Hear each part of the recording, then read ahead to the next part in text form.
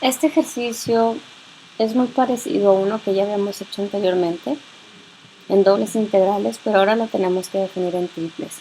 Y lo primero que nos tiene que llamar la atención, no es un caso muy común, pero puede suceder, es que nuestras funciones principales están definidas en términos de y.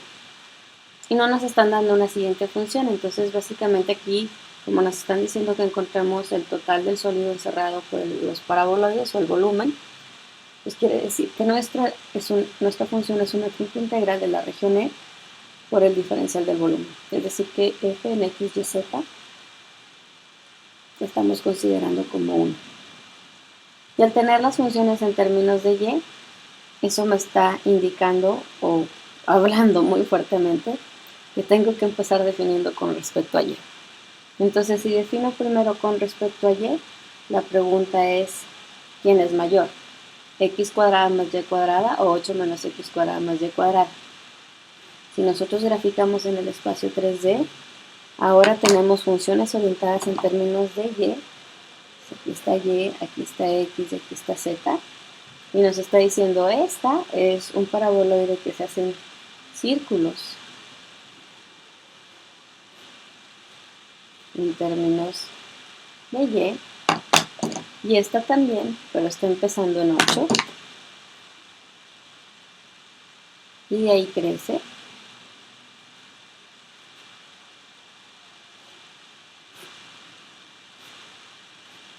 hasta que se intersecta. Entonces vemos que en estos puntos de aquí tenemos una intersección. Entonces lo primero que vamos a ver es, como estoy en términos de y, ¿quién me da mi valor máximo? Para acá está y máxima. Entonces es 8 menos x cuadrada menos y cuadrada. Y mi y mínimo me la da precisamente x cuadrada más z cuadrada. Ahora el punto importante aquí es, perdón, le puse y y z. Hay que tener mucho cuidado que no nos quede nuestra variable independiente de nuevo en los límites, por eso me di cuenta que estaba mal. La costumbre de tener todo en términos de x y y, entonces de nuevo cuenta hay que frenarnos. Ahora entramos a nuestro diferencial del área. Y el diferencial del área ahora va a estar en términos de x y de z. Hacemos nuestros planos x, z, taparíamos y, ¿verdad? Y la pregunta aquí importante sería, bueno, ¿qué está pasando en x, z? Pues en x, z en realidad nosotros estamos teniendo círculos. Unos que van creciendo, si los vemos de un lado, y otros que de estar creciendo empiezan a reducirse. Y esas son las trazas que vemos, son nuestras curvas de nivel. Entonces la pregunta importante es, ¿hasta qué punto intersectan? Es decir, si yo la veo, si yo fuera un objeto viendo desde aquí, ¿cuáles serían las dimensiones máximas que voy a ver de esta circunferencia? Pues esta no va a ser la que voy a ver porque esta es más pequeña. Entonces la que voy a ver va a ser la más grande, y la más grande sucede en la intersección. Y las ecuaciones intersectan donde ambas son iguales, es decir, donde x cuadrada más z cuadrada es igual a 8 menos x cuadrada menos z cuadrada. Despejando tenemos que 2x cuadrada más 2z cuadrada es igual a 8, hay que dividirlo sobre 2, y por lo tanto tenemos a x cuadrada más y cuadrada igual a 4. ¿Qué quiere decir? Que nuestra región R está delimitada por la circunferencia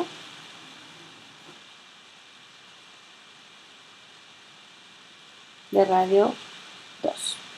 Entonces vamos a tener delimitado con respecto a z, que es la costumbre que tenemos, y sería la raíz de 4 menos x cuadrada a menos la raíz de 4 menos x cuadrada, y finalmente la integral de x, que se mueve desde menos 1 hasta 1. Y así sería como nosotros definiríamos una integral triple, que si se fijan pues es una región orientada en el eje de las y. Y estos básicamente son los ejercicios básicos que tenemos con respecto a triples integrales en regiones cartesianas.